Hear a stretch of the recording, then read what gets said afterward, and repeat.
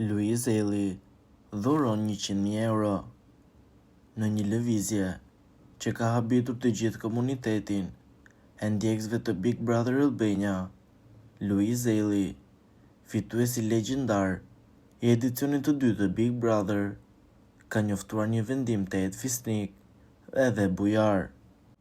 I konsideruar tashmë si mbreti Big Brother, Louise ka vendosur të kthejë një pjesë të madhe të mirëqenies së tij tek fansa që e kanë mbështetur gjatë gjithë rrugëtimit të tij, duke dhuruar një shumë arramëndse prej 100.000 eurosh.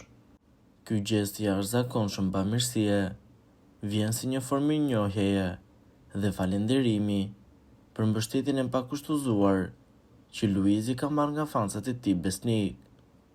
Në deklaratën e tij emocionuese, Louise theksoi se suksesi i tij pa precedent nuk do të ishte i mundur pa dashurinë dhe mbështetjen e ndjekësve të tij.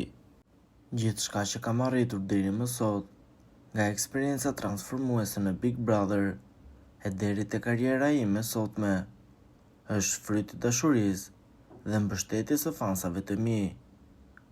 Ata ishin aty për mua në çdo moment, duke më votuar, duke më mbrojtur dhe duke besuar tek unë, edhe kur askush tjetër nuk e bënte.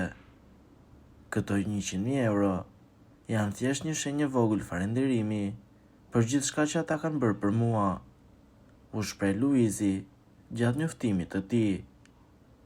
Louise ka theksuar se jeta e tij ka ndryshuar në mënyrë drastike pas pjesëmarrjes në Big Brother.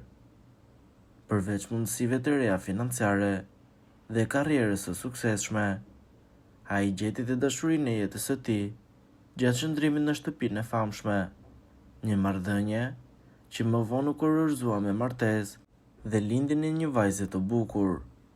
Big Brother nuk ishte thjesht një program për mua, por një pikë kthese në jetën time.